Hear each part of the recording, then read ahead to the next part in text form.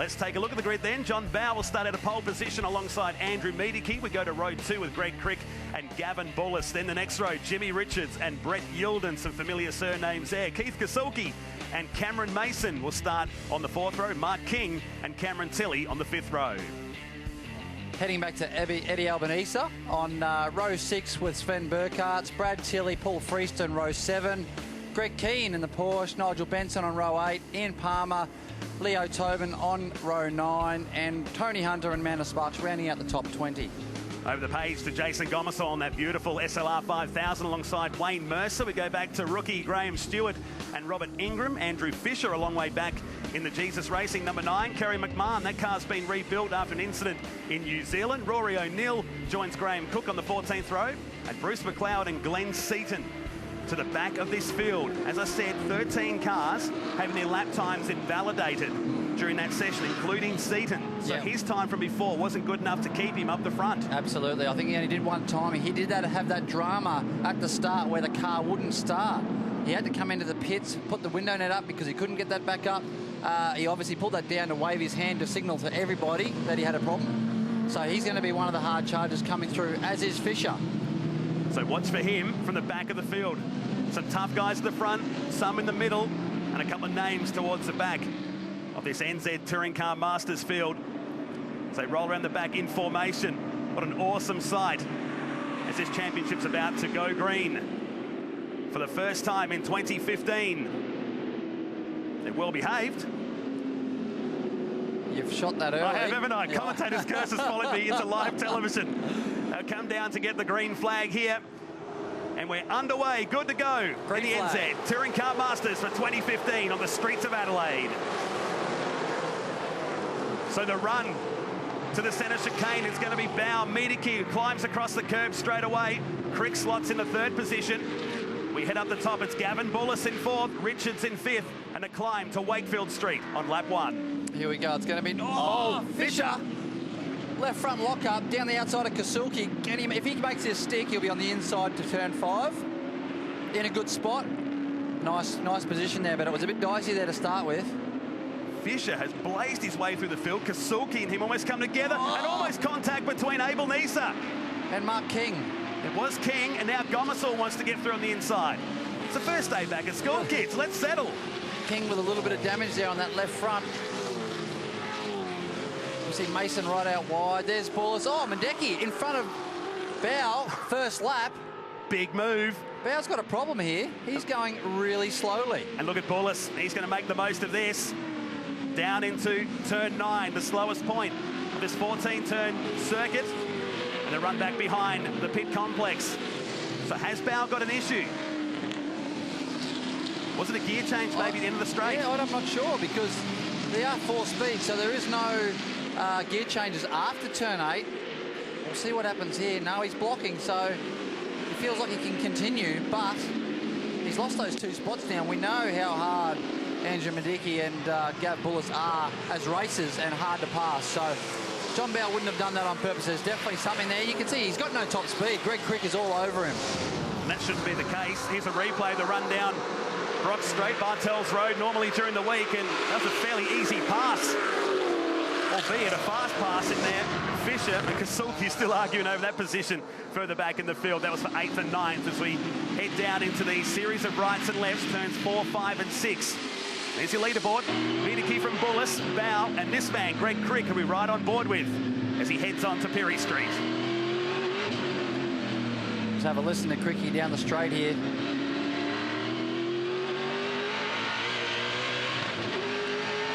Up to 3rd. Into top gear. You just hear that little pop. Bowe is definitely struggling down the straight. You saw how fast Crick's going to get him here. Under brakes for turn 9. Easy as it can be. A little too easy, wasn't it? Got Brett Yilden trying to go down the inside of Jim Richards as well. That's a battle back there for 5th and 6th position. Lap 2 of 10, the NZ Touring Car Masters, down to turn 11. Fisher's made a massive run there. He's already up in a 9th spot. Yeah. He's made huge amount of ground from starting well back beyond mid-pack. Like the best at the start, coming through some of the Pro-Am class cars, which we'll talk about. Some of the Porsches that are out there. Down the final turn. To reel off this lap, it was Brad Tilley we saw heading into the Clipsal hairpin. And now into the centre chicane, working lap 3. Seaton on board with him now.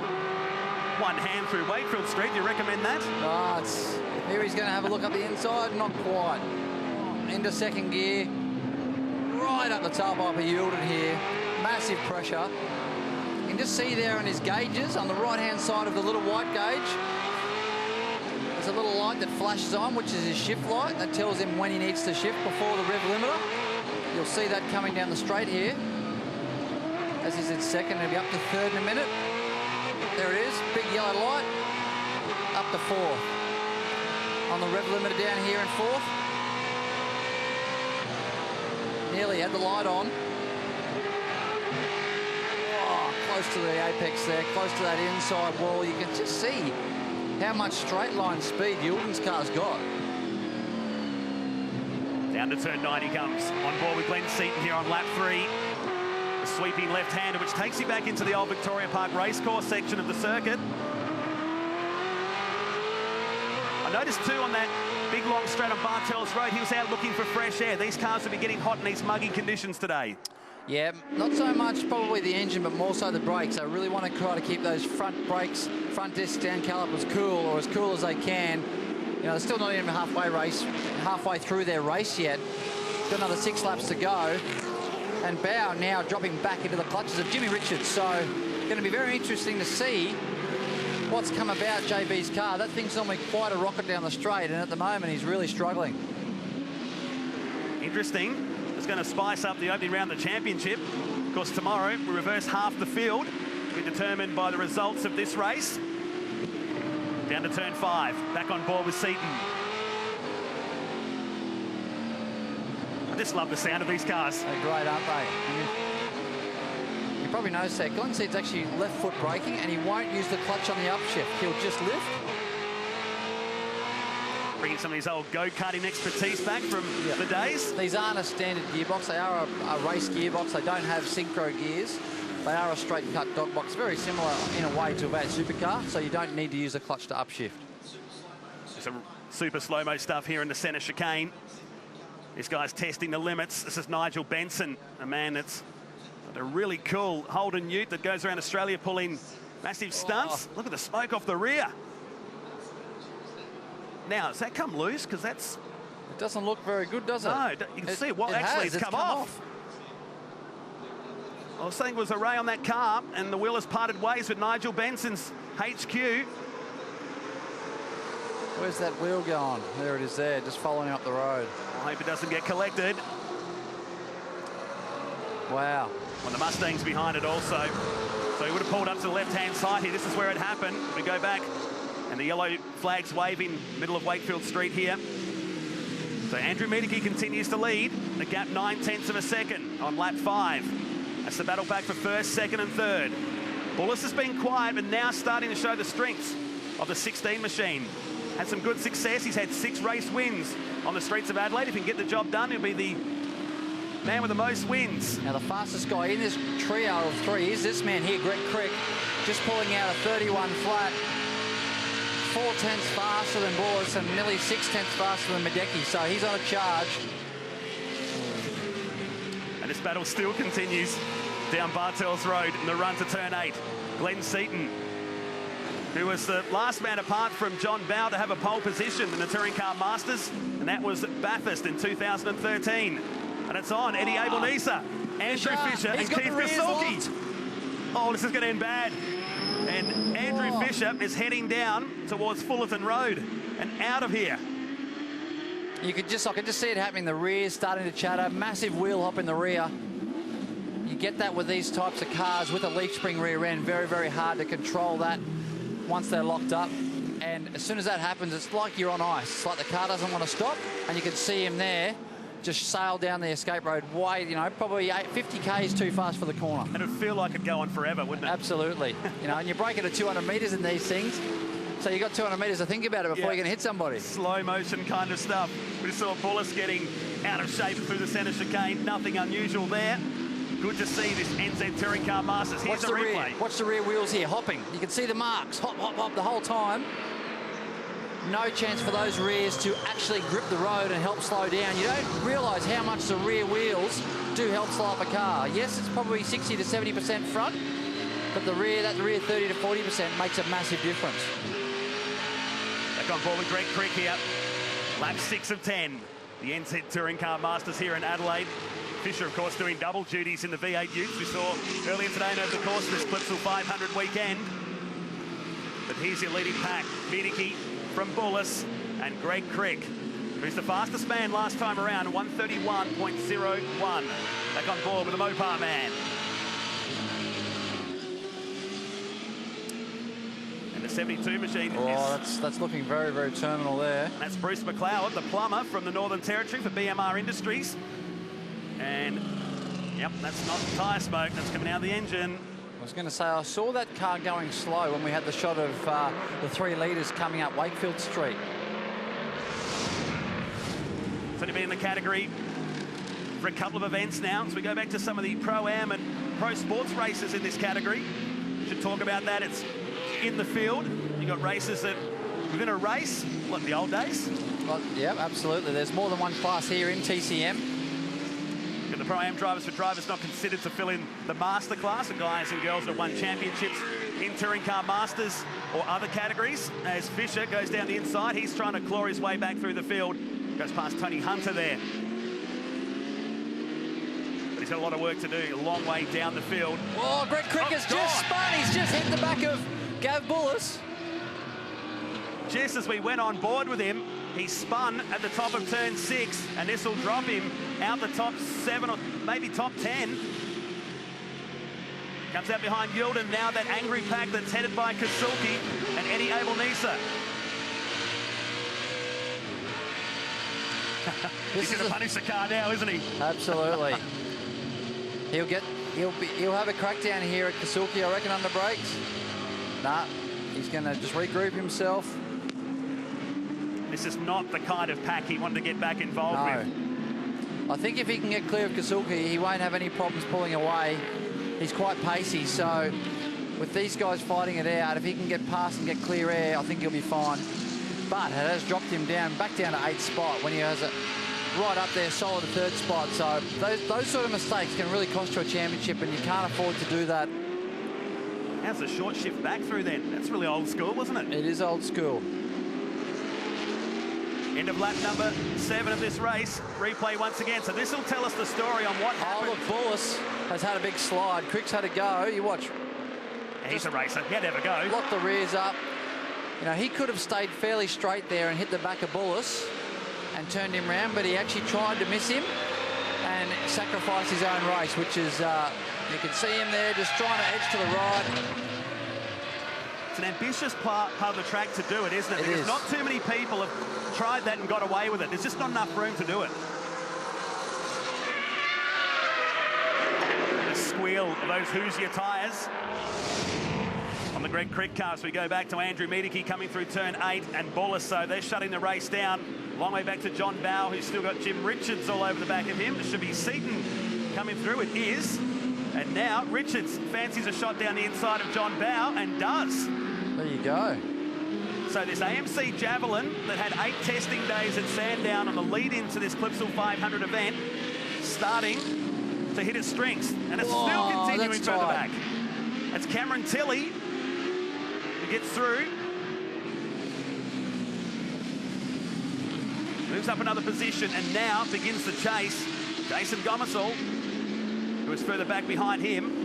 It's Eddie Abel-Nisa ahead of him, and Greg Crick and Keith Kasulki. You can just see Quickie there. He's a bit frustrated. He is faster, but you've got to get around. It's very, very hard to pass. Kasulki's really good off the corners, and he's got good straight line speed. So Quickie's going to have to work hard for this. Brilliant onboard shots of this Mopar Charger as he hits the centre chicane. That's Kasulki ahead. Looking lap 9 of 10 around the streets of Adelaide, the NZ Touring Car Masters. Long way back. Won't do nothing about it here. He's having a bit of trouble there getting down into 2nd gear. And he's got Abel-Nisa all over the back of him. Tilley right behind him. Mark King, they're all lining up to have a shot. There's about 5 or 6 cars involved in this battle now. Tilly right over that curb, trying to get maximum drive. He's got Mark King behind him. They hit Bartels Road, the longest stretch of bitumen on this circuit that was shortened. Look at that, look at that array of cars. It's great. Ford Charger, Ford Valiant. And now Crick finally will get past Kasulka here, or will he? Yep, pulls it up nicely. Abel Nisa fancies his chances down the inside in the Adelaide's cheapest cars entry. The run down to turn 11, but it's all been wrapped up for Crick. He's going to have to settle for 7th position here, you'd think, unless something dramatic happens in front of him with 1 and a bit laps remaining of race 1. This weekend, there's Jason Gomersall on the iSig Holden SLR 5000, the Tirana, latching onto the back of Mark King. Final lap here for Andrew Miedeke as they run up to turn 4. Miedeke's done a good job here, but Gav Bullis is coming at him. I wouldn't be surprised if Andrew is just regulating that gap. Jimmy Richards has really surprised me. You know, that Javelin looked like it was, you know, he was struggling a little bit with handling, a little bit with setup.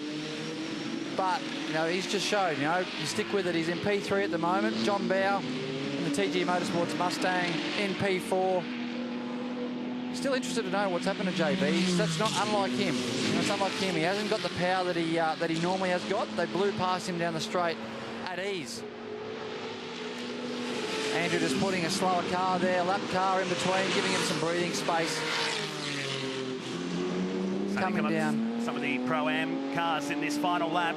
The run down to turn 9. So just a few turns remaining for Andrew Miedeke in this one. The gap was 1 second coming into this. A little bit more than that. They come around the backside of the circuit. Richards in 3rd, Bow 4th, Seaton is 5th, Yulden 6th. They make the run to the final turn. It's a good start to the year for Andrew. I know he's very fired up for a massive assault on this championship. He really wants it badly. That's a perfect way to start. First up, race 1 win. And he'll do it on the streets of Adelaide. Lubramax just re-signing the deal, and it's good to be back involved with Andrew Miedeke, who claims race 1 of the weekend here on the Adelaide street circuit. Gavin Bullis get home for 2nd position. Jim Richards will be 3rd, and here's that battle pack. Gomersall up the inside. Oh, hello. It's going to be a drag race to the finish line. They bang doors, old school, to the finish line. Who's got it? Gomersall got that, but I'm not sure if he's going to get away with that move. Shorten that corner a bit, perhaps. We'll let the officials determine that one. And what a great race to open up proceedings, the NZ Touring Car Masters. Nobody would have picked that. John Bow looked dominant all weekend and clearly had an issue with that Wilson security entry. He won't be happy with that. He'll come back firing, and there is Karsbach. This is all the other club. Oh, they're going around to the back here. And Palmer it is. He's gone around. We saw him in dramas yesterday in the centre chicane. Someone had to pop, and it was him this time. He's going to have to do a 3-point turn to get it into the start-finish to finalise his race here. Replay. Watch him here. He's 2nd in line here. That 2nd white car on the throttle way too early. Spins it around and was very lucky he didn't get... Oh, that Porsche almost took the rear guard off the car. Yeah, big loose way too early as he exited the final corner. Oh, that's so close. Very lucky. And they'll drop him right down the order, in fact, to 24th position when all was said and done. This is Gomersall going to the hairpin, and yeah, I think it's pretty evident. Yeah, it's... I got a feeling that those two... I got a feeling those two positions are going to be reversed for some reason at the end of this race. Gomersall got it. He has got more straight line speed than Mark King, but got a feeling that that's not going to fly. Half a car length at the end as we check out your results in race 1 of the NZ Touring Car Masters here at the Clipsal 500. Andrew Miedeke 1.4 seconds down the road of Gavin Bullis. Jim Richards finishes in 3rd. John Bow in 4th. Glenn Seaton got to 5th. And it was Yulden, Crick, Kasulki, Eddie Abel-Nisa in 9th, and Cameron Tilley in position 10. Mark King got to 11th. Jason Gomersall and Paul Freestone is next, followed by Mason Hunter, Brad Tilley, Leo Tobin, Kerry McMahon, Greg Keane, and Amanda Sparks in 20th. Be back into some of the Pro-Am cars here. Wayne Mercer, Robert Ingram, Travis Edwards was in 13th, and Ian Palmer, who spun himself down to that position. Andrew Fisher, Graham Stewart, and Graham Cook. Tough break for Rory O'Neill, Bruce McLeod and Nigel Benson.